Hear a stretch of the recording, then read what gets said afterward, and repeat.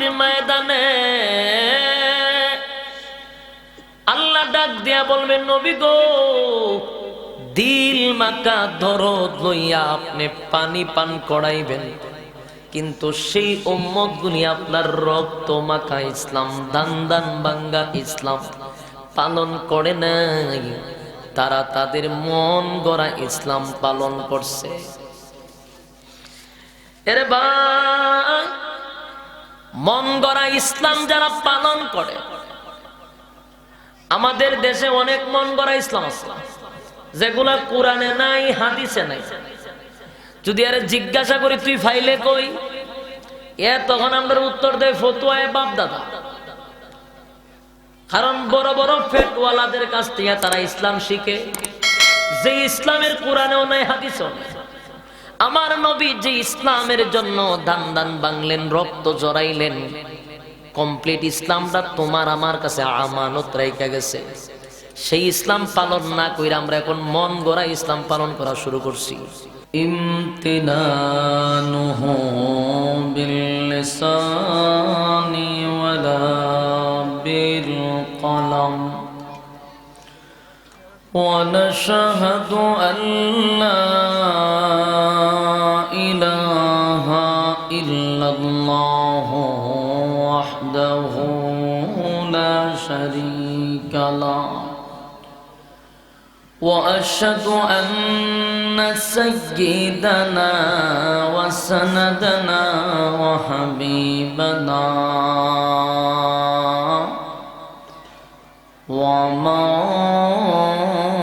ومولانا محمدا عبد الله ورسوله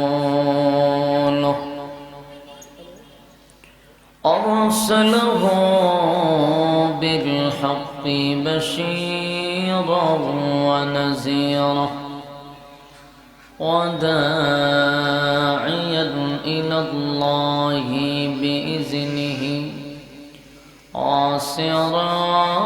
وسراجا منيرا. أما بعد فأعوذ بالله من الشيطان الرجيم. بسم الله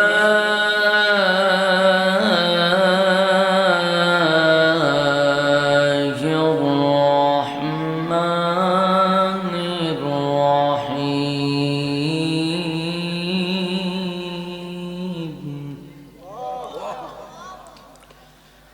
وسيق الذين اتقوا ربهم إلى الجنة زمرا.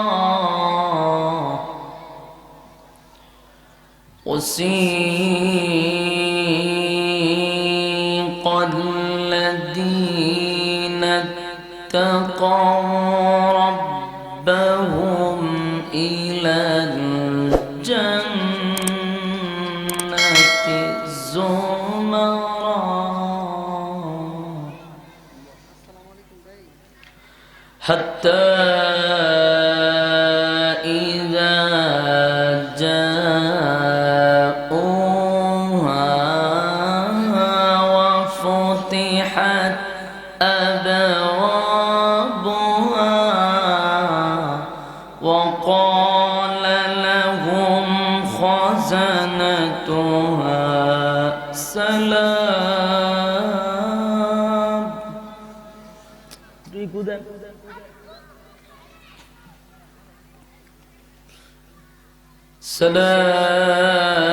سلام عليكم طبتم فادخلوها خالدين.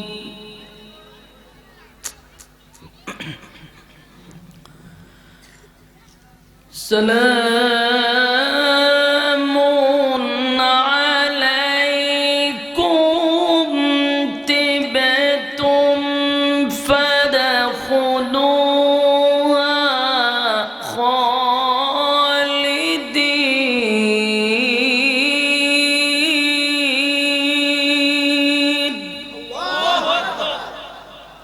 একটু বুঝেননি?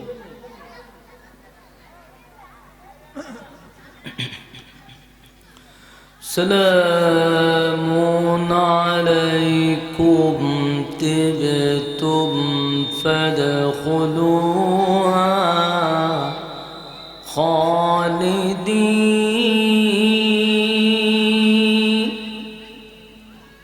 ভাই আমি মাস্টার বাড়াবার কথা কইছেন, ইকু দিতেন অপারেটর গিরি শিক্ষা হওয়ার দরকার আছে তো, মাস্টার বাড়াই তো سلام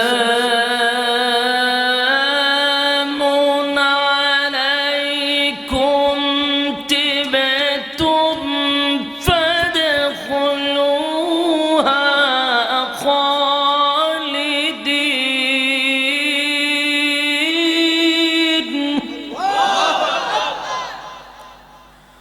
وقالوا الحمد لله الذي صدقنا وعده وأورثنا الأرض نتبوأ من الجنة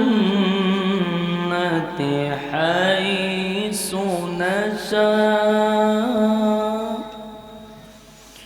فنعم أجر العاملين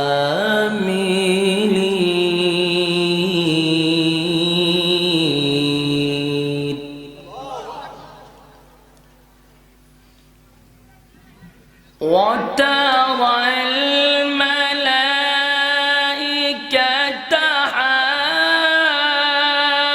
حافين من حول العرش يسبحون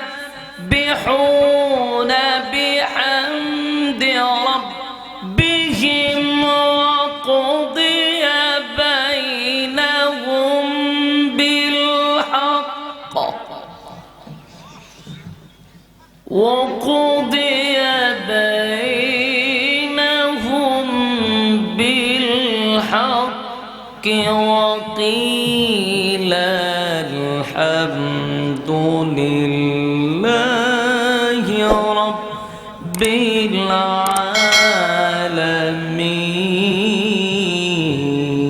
العالمين وقضي بينهم بالحق وقيل الحمد لله رب العالمين صدق الله العظيم وصدق رسوله النبي الكريم ونحن على ذلك من الشاهدين والشاكرين والحمد لله رب العالمين درود شريف পড়েন اللهم صل على محمد وعلى كما صليت على إبراهيم وعلى آل إبراهيم إنك حميد مجيد نور عرفان محبت دل میں بر دونوں عالم سے ہمیں کرب خبر جلا تو نے دی ہے میرے دل میں آراب جلن کی دوا اب فلا دے خدایا سارے دنیا طے کیا میں مثل دو دیکھا نہیں تیرے مانند खूबसूरत चांद भी होता नहीं बगावन औला बिकमालिही कशाफत जा बिजमालिही हसनत जमीअ ख़िसालिही। साउंड ठीक আছে, লড়েন না। बुख्ती का चमके सितारा हाजिरी का हो इशारा,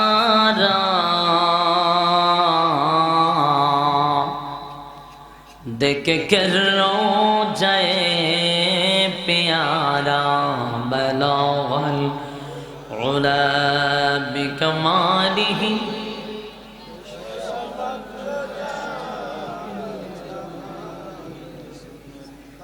हसनत जमीअ ख़िसालिही सल्लु अलैहि। अल्हम्दुलिल्लाह। चरगोसाईपुर গিয়ারা তালিমুন নিসওয়ান কওমি মহিলা মাদ্রাসার উদ্যোগে আজকের বার্ষিক ইসলামী মহাসম্মেলনের সম্মানিত যিনি আজকের সভাপতি হাজী মোহাম্মদ আব্দুল সালাম সাহেব, আজকের মাহফিলের যিনি প্রধান অতিথি বিশিষ্ট সমাজসেবক জনাব আবুল হোসেন আজাদ সাহেব, আজকের মাহফিলের যিনি আমার আগে বয়ান করেছেন, অত্যন্ত গুরুত্বপূর্ণ কথা বলেছেন,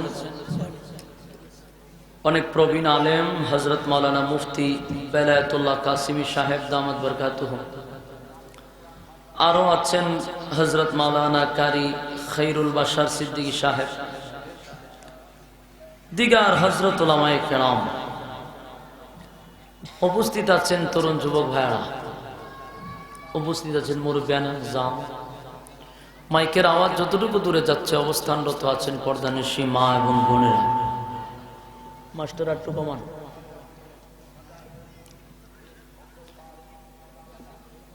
উপস্থিত তরুণ যুবক ভাইয়েরা, আমরা এখানে আসতে পেরে বসতে পেরে খুশি না বেজার? অত্যন্ত গুরুত্বপূর্ণ এক মজলিস আপনারা বসছেন। যতক্ষণ বসা থাকবেন নাযালাত আলাইহিমুস সাকিনা, উপর থেকে রহমত নাজিল হইতে থাকবে। প্যান্ডেলটার ভিতরে যতক্ষণ থাকবেন গুনাহ না হওয়াটাই সম্ভব, প্যান্ডেলের বাহিরে গেলে গুনাহ হওয়াটা সম্ভব। তাই গুনাহমুক্ত পরিবেশে আমরা বসতে পেরেছি, এটা বহুত বড় এক নিয়ামত। আল্লাহ যাদেরকে ভালোবাসে তাদেরকে দ্বীনের কাজের জন্য কবুল করে, বিশ্বাস হয়? আমরা একটু এদিকে মনোযোগ দেই, আর যারা ওয়াজ শুনবেন আল্লাহর রস্তে আপনারা মোবাইলটা সাইলেন্ট করে নেন। ওয়াজও শুনবেন মোবাইলও চালাবেন, তে তো সবই শেষ।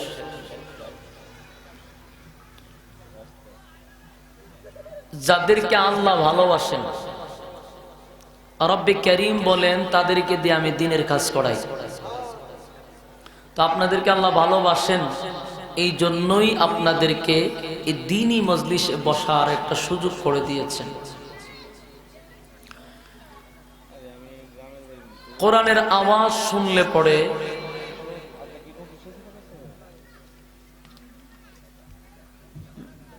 সংক্ষিপ্ত করে না, কোরআনের আওয়াজ যদি কেউ শুনে সেই ব্যক্তি ঘরে বসে থাকতে পারে না। ইমানি যে একটা জজবা, ইমানি যে একটা স্পিরিট, এটা তাকে ঘর থেকে বাহির করে নিয়ে আসে। কোরআনের একটা আকর্ষণ তার ভিতরে সৃষ্টি হয়। ভাই আমি না বললাম মাস্টারটা একটু কমান, মাস্টার কমান। সম্মানিত সুধী, কোরআন যখন মানুষের কান পর্যন্ত পৌঁছে যায় তখন ওই ব্যক্তিটা কেন থাকতে পারে না? কারণ কোরআনের প্রতি তার একটা আকর্ষণ আছে। যেমন আমি আপনার একটা এক্সাম্পল দেই, আপনার এলাকা দিয়া সাপ ধরে যে এরা কি কম বাইডা কয়, সাপুরিয়া কয়, সাপুরিয়া কয় না?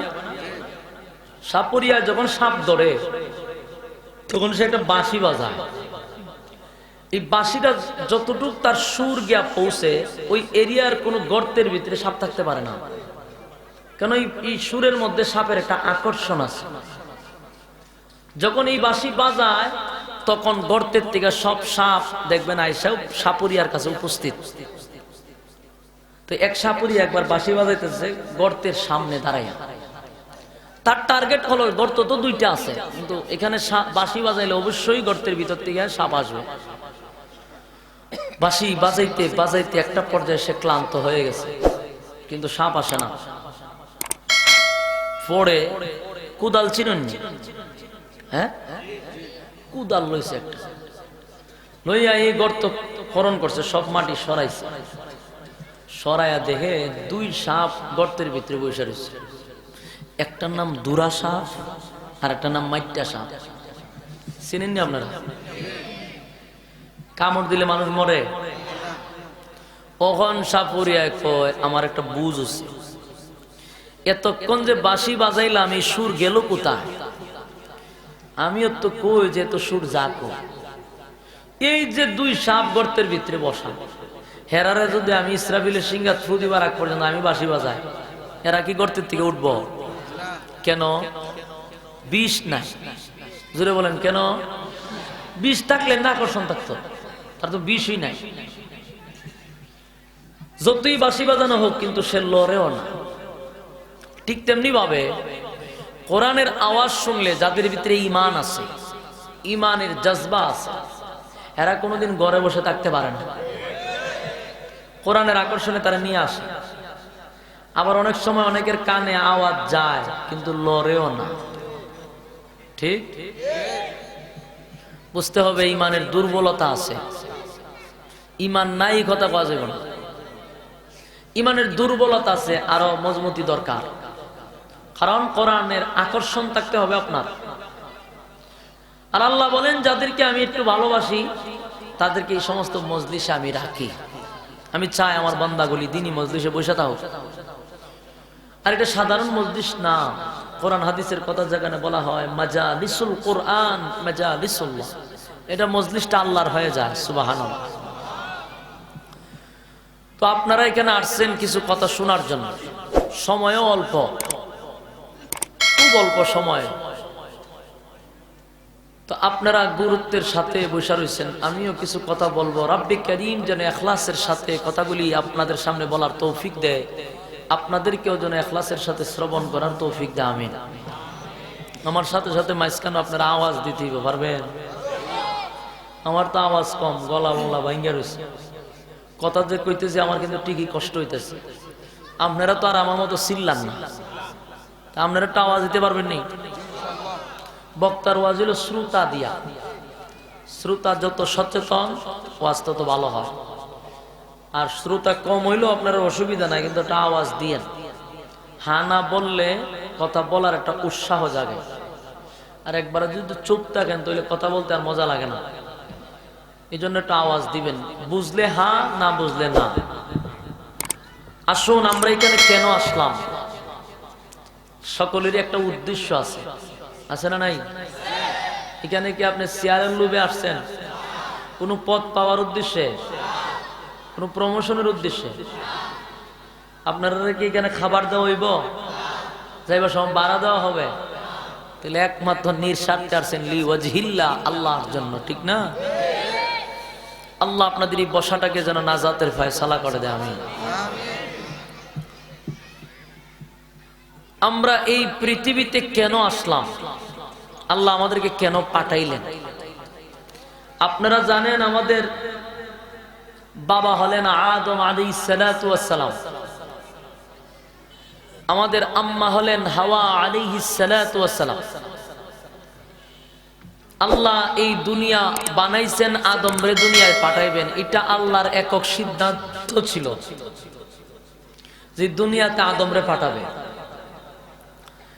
আদম রে যে পাঠাইবো, আবার আল্লাহ তারে জান্নাতের ভিতরে রাখছে। জান্নাতের ভিতরে রাইখা তারপরে দুনিয়া পাঠাইছে। অনেক দিন আল্লাহ আদম এবং হাওয়াকে জান্নাতে রাখছেন। রাইকা কোথায় পাঠাইছে? দুনিয়া। তো আল্লাহ যেহেতু ওনারা দুনিয়াতেই পাঠাবেন, তো আর জান্নাতে রাখলেন কেন? আর জান্নাতে যেহেতু রাখছেন, তো দুনিয়া পাঠাইলেন কেন? এই একটা প্রশ্ন। জান্নাতে আল্লাহ রাখছেন, তাহলে জান্নাতই রাখতো, তাহলে তো আমরা কপাল ভালো আছি না। আমরা এই দুনিয়াতে এই ফিতনা বাসাদের মধ্যে জড়িত হওয়ার দরকার ছিল না, আমরা চিরস্থায়ী জান্নাতি হয়ে যেতাম। কিন্তু আল্লাহ জান্নাত থেকে আদম এবং হাওয়াকে দুনিয়াত পাঠানোর কারণে দেখা গেল আমরাও দুনিয়াতে আইতেইছে। এখন আমরা একটা পরীক্ষাও আছে, ঠিক না? আল্লাহ আদম এবং হাওয়াকে দুনিয়াত পাঠানোর পর আল্লাহ বলেন তোমাদেরকে পাঠাইছে একটা পরীক্ষা দেওয়ার জন্য। আর এই পরীক্ষায় ফার্স্ট এবং ফেইলের মধ্যে ডিফেন্ড করবে তুমি জান্নাতি না জাহান্নামী। এখন প্রশ্ন হইলো, ওনারা জান্নাতি এতদিন রাইকে আবার দুনিয়াত পাঠাইলেন। দুনিয়াত পাঠাইবেন তো ডাইরেক্ট পাঠাই দিতেন, জান্নাতে কেন রাখলো? এই একটা বুঝ আপনার দেওয়া দরকার। আপনার এলাকাতে মুরগি ফালেননি? মুরগ ফালেন? বাজার থেকে যারা পালার নিয়তে আনেন, এরা কি আইন নিয়ে মুরগিটার বাড়িতে ছেড়ে দেন? তাহলে কিতা করেন? হ্যাঁ, বাইন্দা রাখি কোন জুফাইলাই পুফাইলে বুঝতাম না। জুফাইলাই টুফাইলে কি আমি বুঝো? আমার বাড়ি হবিগঞ্জ আর আপনার বাড়ি বাউনবিরা, কেমন হইব? ও বাইন্দা রাখি, বাউনবেড়ার বাসা বাইন্দা রাখি। বাইন্দা রাখবেন যে, বাইন্দা যদি না রাখবেন তাহলে কি এটা থাকবো নি? যারা ফালার নিয়ত আনে এরা কিন্তু বাইন্দা রাখে। এটা কদিন বাইন্দা রাখে? এটা কি বাইন্দা যে রাখছে এটা কি নির্যাতন করবার লেগিয়া, না নিমান্ড রাখছে, না গৃহবন্দী? এটা নির্যাতন করার উদ্দেশ্য না। উদ্দেশ্য হইল যে ৩-৪ দিন তোমার যদি বাইন্দা না রাখি, তাহলে তো তোমার আসল বাড়িটা চিনবা না। তুমি যে থাকবা চিরস্থায়ী কেন, এই বাড়িটা তোমার চিনা দরকার। এটাই তোমার বাড়ি। ৩-৪ দিন যখন বাইন্দা রেখে দিবেন, দেখবেন এরা ৩-৪ দিন পরে ছাইরা দিলে সারা গ্রাম সে ঘুরে, কিন্তু সন্ধ্যাবেলা আপনার বাড়ির সামনে করতে থাকে, বুঝায় যে আমি আয় পড়ছি। এইটা কিন্তু বাইন্দা রাখনে আইছে। আর প্রথম দিন ছাইরা দিলে কার গড়ে উঠতো এটার কোনো ঠিক নাই, অথবা শিয়ালে খাইতো, কুকুরে খাইতো, ঠিক নেই? এই জন্য মালিকের ৩-৪ দিন বাইন্দা তারপরে সারে। ঠিক তেমনি ভাবে আল্লাহ বলেন আদম নবীর দুনিয়াত পাঠাবো, এটা আমার আগেই সিদ্ধান্ত। কিন্তু মাঝখানে জান্নাত কেন রাখলাম? তার বাড়িটা তার সিনায়া দেওয়ার জন্য। যে বাড়িটা তুমি সিনা যাও, তোমার দুনিয়াত পাঠাবো, গুইরা কিন্তু আবার এখানে আসতে হবে। আমরা গুইরা কোথায় যাব? আমরা আসছি জান্নাত থেকে, আমাদের আবার জান্নাতে যাইতে হবে। আমাদের শেষ জায়গা হলো, আমাদের জীবনের পরিসমাপ্তিটা জান্নাত। এটা মুমিনের টার্গেট থাকতে হবে। এখন দুনিয়াত পাঠাইছেন কেন? পরীক্ষার জন্য। পরীক্ষার উপরে ডিপেন্ড করবে আপনি জান্নাতি না জাহান্নামী। আর গোটা পৃথিবীটা হলো একটা পরীক্ষার হল, আর আমরা হলাম এই হলের ছাত্র, পরীক্ষা দিতে আসছি। পরীক্ষায় পাস করবেন তো চিরস্থায়ী জান্নাত পাইবেন, ফেল করবেন তো জাহান্নাম। আমরা দুনিয়াতে আসার পরে আল্লাহ বলেন আমি একেবারে সহজ করে দিছি পরীক্ষা। দুনিয়ার মানুষের পরীক্ষা বড় কঠিন, আল্লাহর পরীক্ষাটা বড় সহজ। স্কুল কলেজ ভার্সিটি মাদ্রাসার পরীক্ষাটা কঠিন কেন? তারা প্রশ্ন কিন্তু আউট করে না। হলের ভিতরে ঢুকার পরে কয়েক মিনিট আগে প্রশ্ন দেওয়া হয়। আর আল্লাহ বলেন আমি তোমাদেরকে পরীক্ষা নিব, এটা প্রশ্ন আমি তুমি হলের ঢুকার আগেই ফাঁস করে দিছি, প্রশ্ন আউট করে দিছি। কেন? ফাঁস করার জন্য। আল্লাহ চায় না তার কোনো বান্দাবান্দি ফেল করুক, জাহান্নামে যাক, এটা আল্লাহ চায় না। আর আপনারা এটাও জানেন পরীক্ষার হলের ভিতরে একটা স্বাধীনতা আছে। কোন হলের ভিতরে দেখছেন টিচাররা বেত লয়ে শাসন করতে? হলের ভিতরে কাউরে মারে, কেউ বাধা দেয়? কেন দেয় না? স্বাধীনতা আছে, রেজাল্ট আছে, ফলাফল আছে। যেহেতু তার ফলাফলই আছে, তারা তো বাধা দেওয়ার প্রশ্নই আসে না। বাধা কেন দেয় না? কারণ রেজাল্ট তো আছেই, ফলাফল আছে। এখন তুমি গান লিখবা না গজল লিখবা না কি লিখবা, এটা তোমার ব্যক্তিগত, তোমার স্বাধীনতা দিয়া দিছে। কিন্তু সাথে সাথে বুঝলা যায় না তোমার কিন্তু একটা রেজাল্ট আছে। কি লিখতেছো এটার ফলাফল বাহির হবে। আল্লাহ বলেন দুনিয়াতে আমি তোমাদেরকে পাঠাইছি স্বাধীনতা দিয়া। তুমি যদি গভীর রজনীতে উঠটা তাহাজ্জুদ নামাজ পড়ো, তোমার কেউ বাধা দিব? তুমি গভীর রজনীতে উঠটা যদি আকাম কুকামে লিপ্ত হও, তোমার কেউ বাধা দিব? বাধা দেয় না কেন? ফলাফল আছে, রেজাল্ট আছে, এই জন্য বাধা দেয়। আল্লাহ বলেন প্রত্যেকটা মানুষ এই দুনিয়া নামক হলের ভিতরে পরীক্ষা দিচ্ছে এবং প্রত্যেকটা মানুষের রেজাল্ট দেওয়া হবে হাসরের মাঠে। বলুন রেজাল্ট কোথায়? ভাই একটু আওয়াজ দিয়েন, রেজাল্ট কোথায়? হাসরের মাঠে। সাপ কোনটা কারা দিয়েছে স্যার? ওনারে রেজাল্ট হাসরের মাঠে। বলুন রেজাল্ট কোথায়? পরীক্ষা দুনিয়া। বলুন পরীক্ষা, রেজাল্ট হাসরের মাঠে। এই ইয়াদ রাখবেন, হাসরের মাঠে রেজাল্ট। এখন প্রশ্ন হইল হাসরের মাঠে রেজাল্ট দিব, তাহলে বোঝা গেল আমরা এই দুনিয়াতে বিদায় হওয়ার পরে পুনরায় আবার আমরা জীবিত করা হবে, ঠিক না? আবার আমরা জীবিত করা হবে কেন? রেজাল্ট দেওয়ার জন্য। পুনরায় জীবিত করবে কেন? রেজাল্ট দেওয়ার জন্য। আল্লাহ বলেন ইসরাফিল আলাইহিস সালাতু ওয়াস সালাম প্রথম সিংহায় ফুঁক দিলে সব শেষ। এর প্রথম সিংহা দ্বিতীয় সিংহার মাঝখানে একটা বিরতি হবে, এরপর আবার সিংহায় ফুঁক দিবে, তখন সমস্ত মানুষের ভিতরে রুহু আসবে। আর মানুষগুলোর ভিতরে রুহু আসলে মানুষগুলো ওইটা দাঁড়াবে। যেমন আপনারা গ্রামের নাম কি? চর গুসাইপুর, ঠিক না?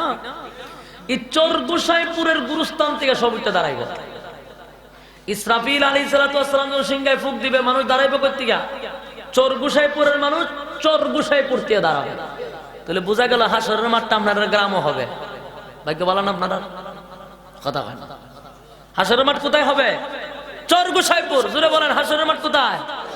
চর গুসাইপুর। মানে আপনার গ্রামই হইবে, টেনশন করার কোনো কারণ নেই। মানুষগুলি চর গুসাইপুরের গুরুস্থান থেকে একজন একজন করে এইভাবে দাঁড়াইতে থাকবে। যে যারা যেখানে কবর দেওয়া হয়েছে ঠিক ওই কবর থেকেই কাদা মাটি লইয়া উলঙ্গ অবস্থা কলিজা পাটা পিপাসা লইয়া মাটি জারতে জারতে উঠতে দাঁড়াইবে। তবে ভাববেন না কলিজা ফাটা পিপাসা যেহেতু লাগবে, আমরা গ্রাম হতে হাসরের মাঠ হইব, পাহাড়া গিয়ে টিউবওয়েলের পানি একটু খাইলাম মনে এই চিন্তা ভাবনা করতেছে। মামনার গ্রাম হাসরের মাঠ লাগবো কলিজা ফাটা পিপাসা, টিউবওয়েল তো আসো, এরকমটা ভাবতেছেন অনেকে। চর গুসাইপুর হাসরের মাঠ হবে, এটা 100% সত্য। কিন্তু যে সময়টা দাঁড়াইবে তখন কি চর গুসাইপুরে খারইছেন না আমেরিকা খারইছেন না লন্ডন খারইছেন, এটা চিনার মতো কোনো সিস্টেম নাই। কারণ গোটা পৃথিবীতে তখন হয়ে যাবে একটা মাঠ, সমতল মাঠ। এখন তো নদী আছে, নালা আছে, খাল আছে, বিল আছে, পাহাড় আছে, পর্বত আছে, বাড়ি আছে, ঘর আছে, ঠিক না? তখন এগুলা নাই, সব সমান। তখন আপনি করতে দাঁড়াইছেন আপনি জানবেন না, তবে আপনি ঠিকই দাঁড়াইছেন গুসাইপুর থেকে। মানুষগুলি কলিজা পাটা পিপাসা লইয়া দাঁড়ায়। আল্লাহ নবী বলেন যারা দুনিয়ার হলে রেজাল্ট ভালো করছে, পরীক্ষা ভালো দিছে, তাদের জন্য একটা সুসংবাদ আছে। আর যারা পরীক্ষায় ফেল করছে তার জন্য দুঃসংবাদ। আল্লাহ নবী বলেন মানুষগুলি যখন হাসরের মাঠে উলঙ্গ অবস্থায় কলিজা পাটা পিপাসা অবস্থা দাঁড়াইব, তখন এত পিপাসা লাগবে যে সাগরের সব পানি তার মুখে ঢুকাইলেও তার কলিজা ঠান্ডা হবে না, এই পরিমাণ পিপাসা লইয়া সে দাঁড়াবে। দাঁড়ায় কই যাইব? হাসরের মাঠের দিকে। হাসরের মাঠ কোন জায়গায়? আপনারা গুসাইপুর।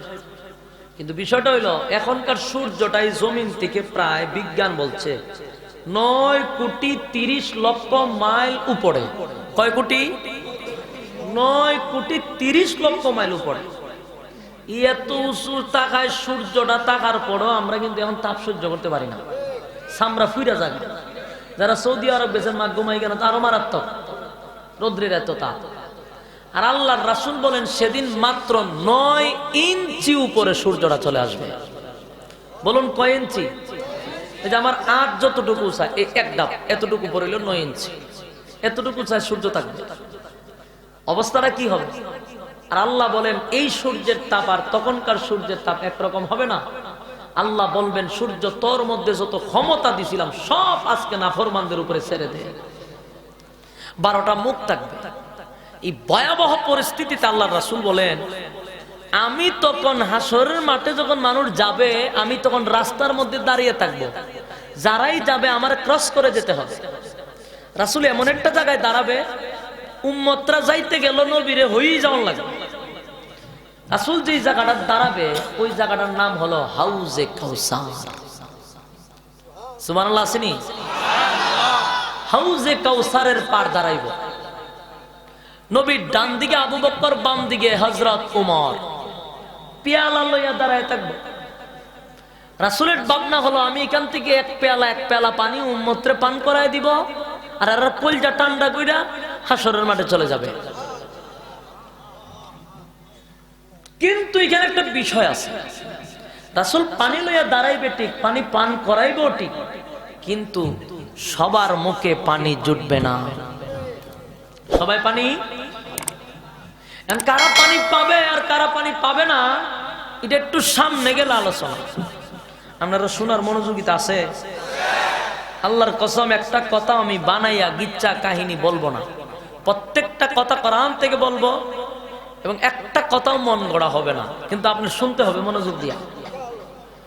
গিচ্ছা কাহিনী মনোযোগ দিয়ে না শুনলে সমস্যা নাই, কিন্তু এটা তো গিচ্ছা কাহিনী না, বাস্তব কথা আপনাদের সামনে তুলে ধরছি। রাসূল সাল্লাল্লাহু আলাইহি সাল্লাম বলেন একদল মানুষ পানি পান করবে কিন্তু আরো কয়েকটা দল পানি পাবে না। তাহলে যারা পানি পান করবে তাদের জন্য সুসংবাদ, যারা পানি পান করবে না দুঃসংবাদ, তাদের কপাল বড় খারাপ।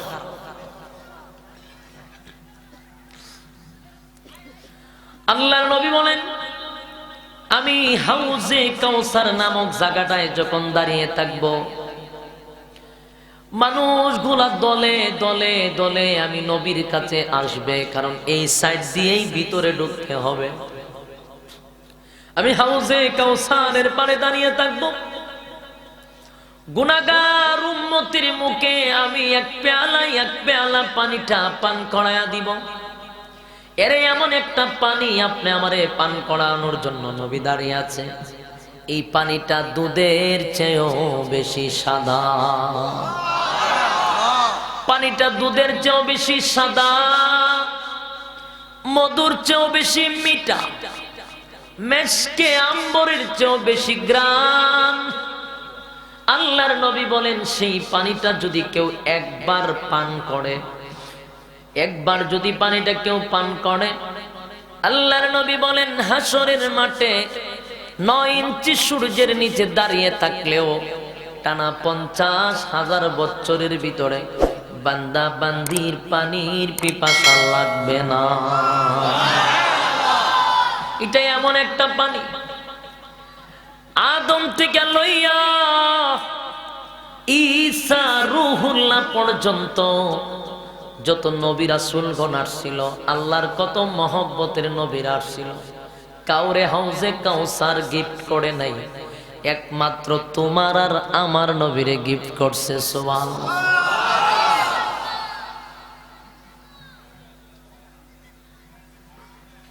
আরে যুবক ভাই, তাহলে এটা তোমার আর আমার নবীরে আমার আল্লাহ সম্মান করছে, গিফট করছে তার উম্মতরে পানি পান করানোর জন্য।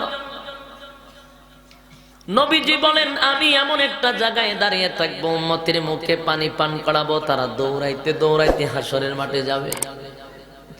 এখানে আরেকটা মজার বিষয় হলো, আরে পানি যারা পান করবে গো, পানি পান করার পরে যারা হাসরের মাঠে যাবে, রৌদ্রের তাপ তাদের শরীরে লাগবে না, এয়ার কন্ডিশনের ভিতরে রাখবে, আর সে ছায়ার নিচে তারা বসে থাকবে। টানা 50,000 বছর কোন দিকে যাবে টেরও পাবে না এই পানির বরকতে। তাই আল্লাহর নবী বলেন পানিটা এমন একটা গুরুত্বপূর্ণ পানি। নবীজি বলেন আমি দাঁড়িয়ে থাকব, ওই যে গুনাহগার উম্মতেরা কলিজা পাটা পিপাসা লইয়া দলে দলে দলে দলে দলে দলে মানুষগুলো আসবে আমার হাতের পানিটা পান করার জন্য। আমিও দাঁড়িয়ে থাকবো লইয়া। হঠাৎ করে নবী তাকায়া দেখি নবীর অসংখ্য উম্মতেরা দলে দলে দলে দলে নবীর কাছে আসতেছে পানিটা পান করার জন্য। নবী দেইকা তাদেরকে ভালো করে চিনব, ভালো করে চিনবে। ওই যে আমার উম্মতেরা আসতেছে পানি পান করার জন্য, এই উম্মতেরা দেইকা চিনবে গো আমার নবী পানি লইয়া দাঁড়ায় আছে কলিজা ঠান্ডা করার জন্য। আল্লাহর নবী একদিকে আবু বকর, একদিকে উমর পেয়ালা লইয়া দাঁড়ায় আছে। দলে দলে দলে দলে উম্মতের আসতেছে। একেবারে যখন নবীর কাছাকাছিটাই চলে আসলো, একেবারে কাছাকাছি চলে আসলো, নবী খুশিতে আনন্দে উম্মতরে পানি পান করাবে দিল মাখা দরদ লইয়া, মহব্বতটা লইয়া নবী দাঁড়িয়ে আছে। কিন্তু কাছাকাছি আসার পরেই দেখা যায় নবীর মাঝখানে আর উম্মতের মাঝখানে একটা পর্দা পড়ে গেছে। হায় রে, নবী এখন উম্মতরে দেখে না, উম্মত আমার নবীরে দেখে না গো। আল্লাহর নবী তো পেরেশানির মধ্যে পড়ে গেল। এতক্ষণ উম্মতরে দেখলাম, এখন দেখি না। মাঝখানে আমার আল্লাহ একটা পার্টিশন ফলায়া দিছে। নবী চিৎকার দিতে লাগলো, আরে মালিক, তুমি না আমারে পানি দিলে গো গুনাহগার উম্মতরে কলিজা পাটা পিপাসা নিবারণ করার জন্য। আমি পানি লইয়া দাঁড়ায় আছি, আমার গুনাহগার উম্মতরে পানিটা পান করাবো। কিন্তু কাছাকাছি আসার পরে এখন আমি আর দেখি না, তারাও আমারে দেখে না। এমনটা কেন হয়ে গেল রে মালিক? এমনটা তো কথা ছিল না, এমনটা কেন হয়ে গেল?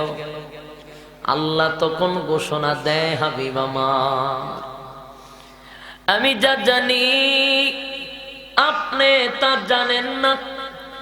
ওগো নবীজি, আপনি তো বুক ভরা মহব্বত লইয়া, ভালোবাসা লইয়া পেয়ালাটা লইয়া দাঁড়ায় আছেন, গুনাহগার উম্মতরে পানি পান করাবেন।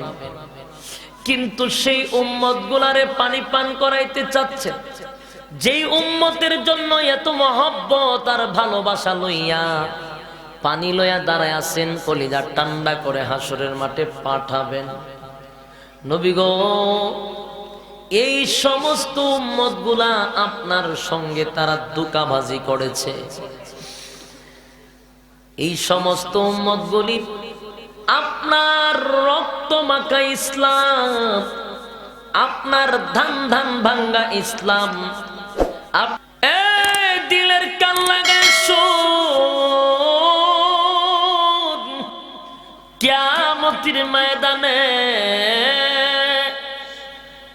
আল্লাহ ডাক দিয়া বলবেন, নবী গো, দিল মাকা দরদ লইয়া আপনি পানি পান করাইবেন, কিন্তু সেই উম্মত গুলি আপনার রক্ত মাখা ইসলাম, দান দান ভাঙ্গা ইসলাম পালন করে নাই, তারা তাদের মন গড়া ইসলাম পালন করছে।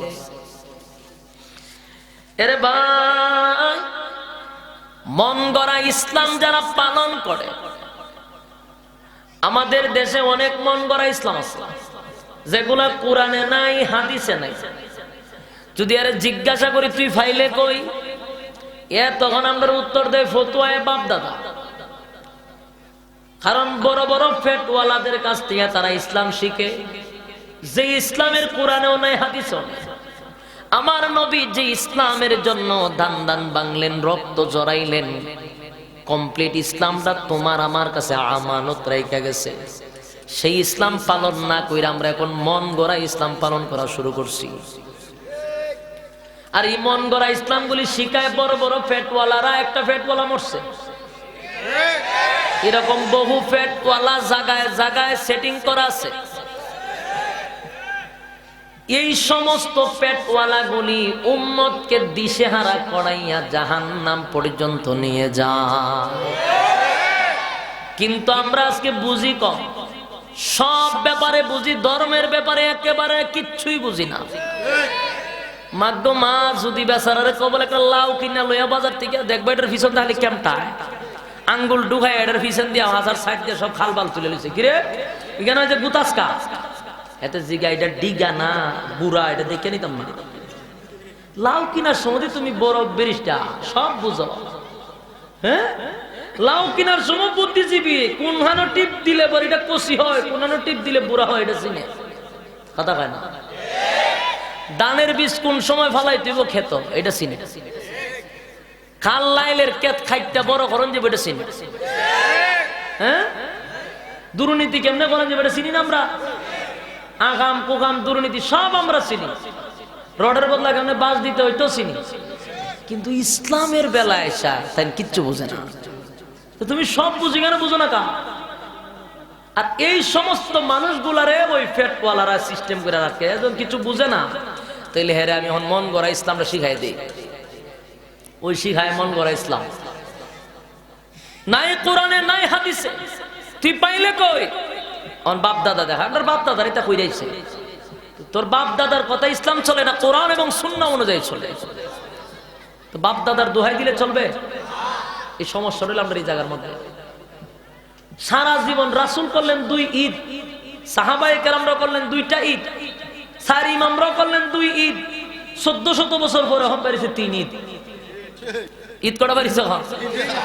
আল্লাহর কসম উলামায়ে কেরাম আছে জামে ইউনিসিয়ার মতো একটা জায়গা, এখানে গিয়ে আলেমরা জিজ্ঞাসা করবে বলে কোরআন হাদিসের কোথাও 3টা ঈদ আসেনি, জিজ্ঞাসা করে, অথবা জিজ্ঞাসা করবেন সাহাবায়ে কেরামরা কয় ঈদ করছে, কিন্তু এখন বাড়িছে 3 ঈদ, ইগানোই শেষ না, কিন্তু বরং স্যার পিছে দিয়ে স্লোগান দেয় সকল ঈদের সেরা ঈদ। রাসূল যে ঈদ করছে এটা সেরা হইল না, সাহাবায়ে কেরাম যে ঈদ করছে সেটাও সেরা হলো না, এমন গড়া যেটা বানাইছে এটা বলে আবার সেরা ঈদ। মানে এরা জিজ্ঞাসা তুই কই পাইছ? বাপ দাদারা কইছে। আমার কথা হলো বাপ দাদার দোহাই দিয়ে ইসলাম চলে না কোরআন এবং সুন্নাহ অনুযায়ী চলে?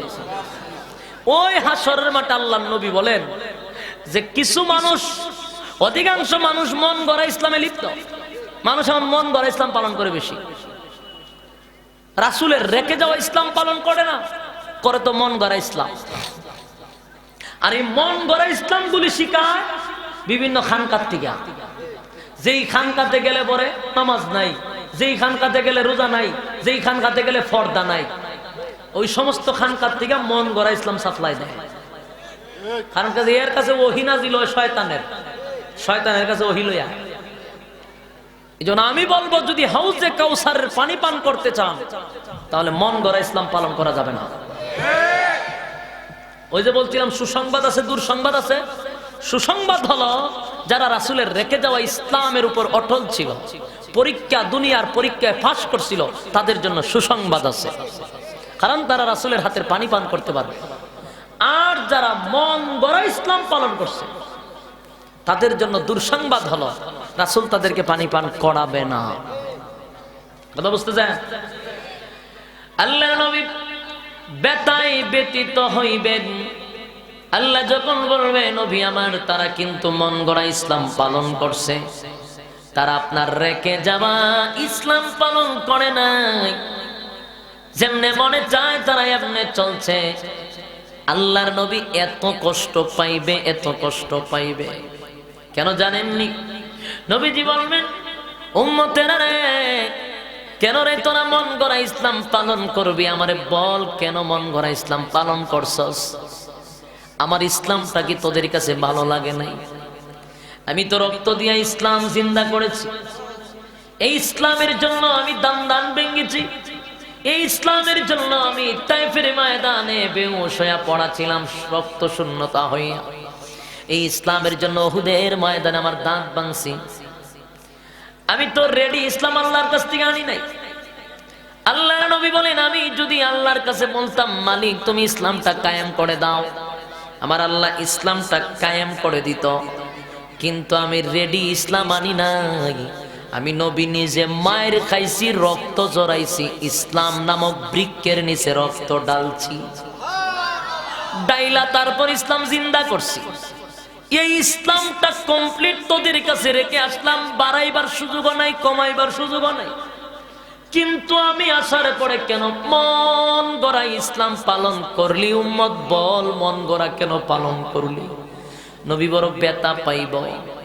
আল্লাহর পয়গম্বর রাগান্বিত হইয়া বলবেন, এমনটাই যদি হয় গো, এমন উম্মতের তো আমার দরকার নাই। আল্লাহর নবী বলবেন, সুহকান সুহকান লিমান গায়্যারা বাদি, দূর হয়ে যা, দূর হয়ে যা, এমন উম্মতের আমার কোনো দরকার নাই। এ যুবক ভাই, এখন আমি তোমাদের হাতে এবং পায়ে ধরে বলতে চাই, হাসরের মাঠে একমাত্র মহব্বত, শুধু একমাত্র দরদি, আপন বলতে আমাদের নবী ছাড়া কেউ থাকবে না। সেই নবী যদি তোমারে আমারে বলে দূর হয়ে যা, দূর হয়ে যা, তোমার কপাল আমার কপাল পুড়ছে, এই কপাল জোড়া লাগার কোনো সিস্টেম নাই। নবীজি যদি বলে দূর হয়ে যা, উপায় নাই, উপায় নাই, উপায় নাই। আল্লাহর নবী যখন বিদায় করে দিবে, হাসরের মাঠে তোমার আপন বলতে কেউ থাকবে না। আপনারা ভাবতেছেন যে মোড়া ফির ধরছি, ফেডা যাতা ধরে রাখবো, জান্নাত লয়ে যাবো, টাইম না? হ্যাঁ, জড়া ধরছি, জড়ার মধ্যে ধরে জান্নাতে যাবো গা। শিকল বাবা ধরছি, শিকল ধরে জান্নাতে যাবেন গা। এর যুবক ভাই, কথাগুলি দিলের কান লাগায় শুনেন। আল্লাহর জাতির কসম, কাফারা দিতে হবে না। কিয়ামতের মাঠে সমস্ত নবীরা, আদম থেকে নিয়ে ঈসা রুহুল্লাহ পর্যন্ত, শুধু আমার নবী বাদে সমস্ত নবীরা তরতর করে কাঁপতে থাকবে, আল্লাহর সামনে কথা বলার সাহসই পাবে না। নবীরা তো মাসুম, গুনাহ নাই, তারা যদি আল্লাহর সামনে কথা না বলতে পারে, তোমার জড়া বাবার গুনাহ আসেনি? কথা হয় না? এই ল্যাংটা বাবার আসেনি? মোটা বাবা, চিকন বাবা, এই সমস্ত বাবাগুলির তো এমনি গুনাহ আছে। আবার ল্যাংটা থাকার কারণে উত্তম মাধ্যম কিছু দেওয়া হবে। শিকল গলায় রাখনে জাহান্নামের শিকল পরায়া দিবে। মাথায় জট লাগিয়া রয়েছে, জীবনে ফাঁক হইছে না, এরোসাইজ করবে। এই ধরনের লোকদের উপরে ভরসা করে যদি আপনি চলেন, তাহলে আপনি দুনিয়াতেই জাহান্নামের সার্টিফিকেট লইয়া যান। কথা বুঝেন নাই? কারণ আদম নবীর থেকে নিয়ে ঈসা রুহুল্লাহ পর্যন্ত সমস্ত নবীগণরা ছিল মাসুম। আহলে সুন্নাত ওয়াল জামাতের আকীদা হলো নবীগণ মাসুম। এই নবীরা আল্লাহর সামনে দাঁড়ায়া সেদিন কথা বলার সাহসটাও পাবে না, আল্লাহর এত রাগ থাকবে। আল্লাহ বলেন, ইয়াউমা ইয়াফিরুল মারউ মিন আখিহি ওয়া উম্মিহি ওয়া আবি ওয়া সাহিবাতিহি ওয়া বানি। আল্লাহ বলেন, কিয়ামতের মাঠে মা তার সন্তানকে পরিচয় দিবে না। আরে সন্তান মার পরিচয় দিবে না, বাবা তার সন্তানকে পরিচয় দিবে না। তাহলে আমি আপনাদের কাছে জানতে চাই, মা বাবার চেয়ে বেশি কেউ আপন আছে? আরে যুবক ভাই, এই পৃথিবীতে যেমন মা বাবার চেয়ে কেউ আপন নাই গো, কিয়ামতের মাঠে মা বাবার চেয়ে যদি আপন কেউ না থাকে, মা বাবাই তো তোমার পরিচয় দিবে না, বাবা তার সন্তানের পরিচয় দিবে না, সন্তান বাবার পরিচয় দিবে না। সেখানে তোমার পীর বাবাই কেমনে তোমারে জান্নাত নিব? তুমি কোন আশায় বসে রইছো? কোন মুরগির ডিম কায়দা করে কয়, ডাইরেক্ট কয় না, কালা মুরগির ডিম লাগবে, এটা হলো বাটপারের একটা সিস্টেম। খালা ছাগল লই আইস, ডাইরেক্ট সাদা ছাগল কয় না, কালা কয়, এটা হলো বাটপারের সিস্টেম। আমি আপনারে বাধা দেই না, আপনারটা আপনি খারা খাওয়াইবেন না, আপনার ব্যক্তিগত ব্যাপার। কিন্তু এগুলা খাওয়াইয়া জান্নাতের আশা করেন না। কারণ আপনার মা বাবার চেয়ে আপন কেউ নাই, তারে না খাওয়াইয়া ফিররে খাওয়াইয়া আপনি জান্নাত হাসিল করতে চান। গরে মা বাপ তো ইয়া জীবনে এক বছর একবার গোস্ত খাওয়ায় না, কিন্তু জডারে ল্যাংটারে গরুর গোস্ত খাওয়ায়। এই ল্যাংটা জডা এমনকি হক্কানি হোক, বন্ড হোক, কারো দোয়া কবুল হবে কোনো গ্যারান্টি নাই। যেখানে মা বাবার দোয়া 100% গ্যারান্টি, ঠিক কিনা? ওই মা বাবারে বছরে 5 কেজি গোস্ত খাওয়ায় না, কিন্তু ল্যাংটার দরবার লয়ে যায় গুরু। কিসের আশা? জান্নাতের আশা। ভুল রাস্তায় দৌড়াইতেছেন আপনি।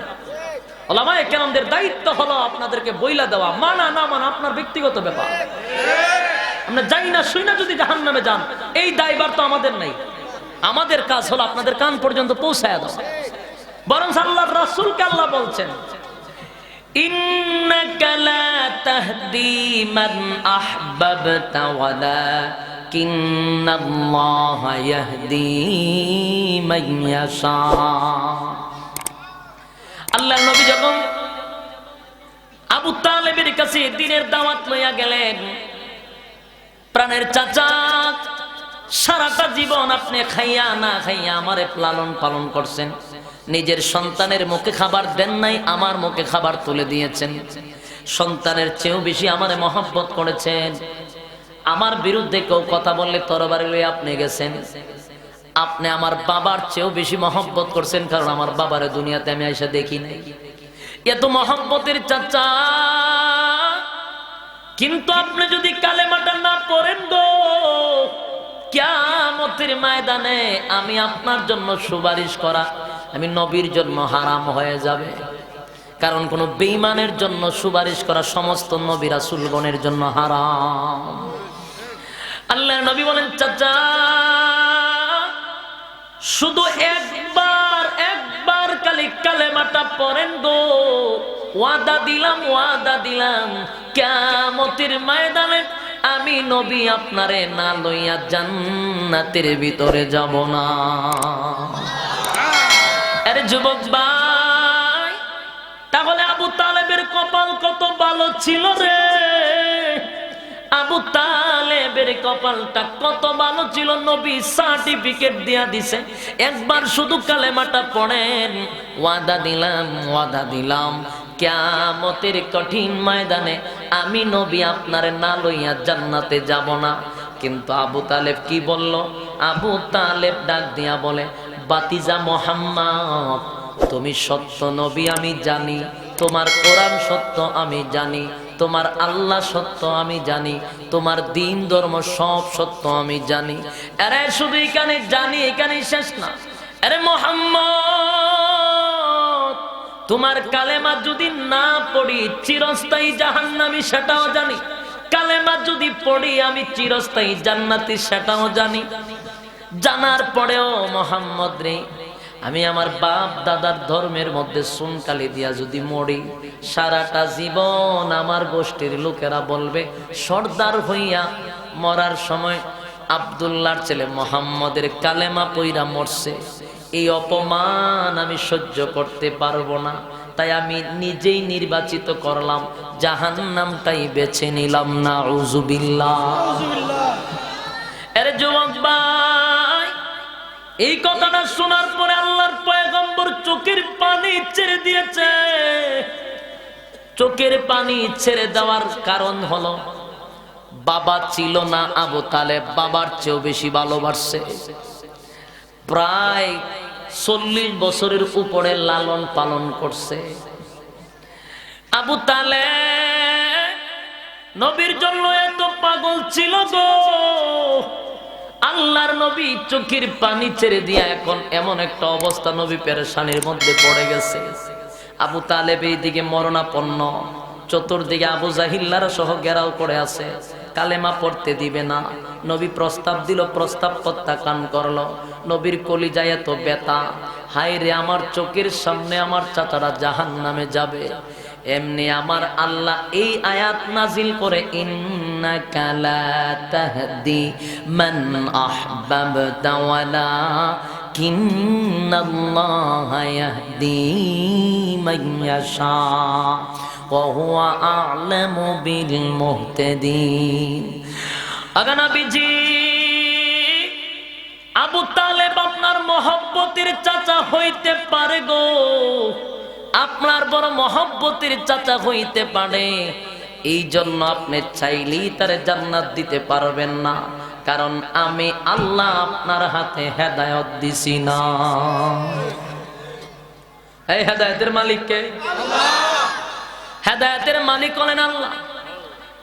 নবী যদি হেদায়েতের মালিক হতো সর্বপ্রথম আবু তালেবরে জান্নাতের উচ্চ মাকামটা দিয়া দিত, ঠিক নেই? কিন্তু আল্লাহ বলেন আপনার কাজ হইল দাওয়াত দেওয়া। আপনি দাওয়াত দিছেন, এরপর আপনার কোনো কাজ না। কারে হেদায়েত দিব না না দিব এটা আমি আল্লাহর একক সিদ্ধান্ত। আপনি চাইলেই আমি আবু তালেবরে হেদায়েত দিব না। তাহলে বোঝা গেল আমরার কাজ কি? ওয়াজ করা। নবীর কাজ ছিল ওয়াজ করা। আপনি ওয়াজ কইরা যান, মানা না মানা এটা যার যার ব্যক্তিগত, ঠিক নেই? এখন উলামায়ে কেরাম আপনারা খুব বুঝায় যে এই বুং বাং হকমৌলা টকমৌলা হইয়া আপনারা যে গরু ছাগল নিতেছে, এটা তো আলেম ওলামারা ঠিকই বুঝে যে এটা এক ধরনের একটা বন্ডামি। কিন্তু আমরার বিরুদ্ধে আপনারা কথা বলেন, কয় অত বড় ফিসাব ফু দিয়া গ্লাস ফাটাইলাই, তোমরা ফাটাইতে পারোনি। ওরে ভাই, ফু দিয়া গ্লাস ফাটানি এটার নাম ফিরাগি না, এটার নাম শয়তানি। কথা কয় না? ফু দিয়া গ্লাস ফাটাইলে ফির না, হ্যাঁ হলো শয়তান। ফিরের কাজ কি গ্লাস ফাটানি? এতে গ্লাস ফাটাই আপনারা পারবেন? তা আমরা খাস কিতা গ্লাস ফাটাই দিতাম। কয় ফির সাহেব আমরা কি খাইয়াছি তো কয়ালায়, আমরা ওনার বাড়িতে যাওয়ার আগে কি কথা কইছি এটাও যাই না লাই। মাগ্যমা কম বড় বিশ্বাস নেই, আপনারা কিতা পারেন? তুই কি দিয়া খাইছ না খাইছ এটা কি ফিরের জানা দরকার? এটা কি ফিরের কেরামতি?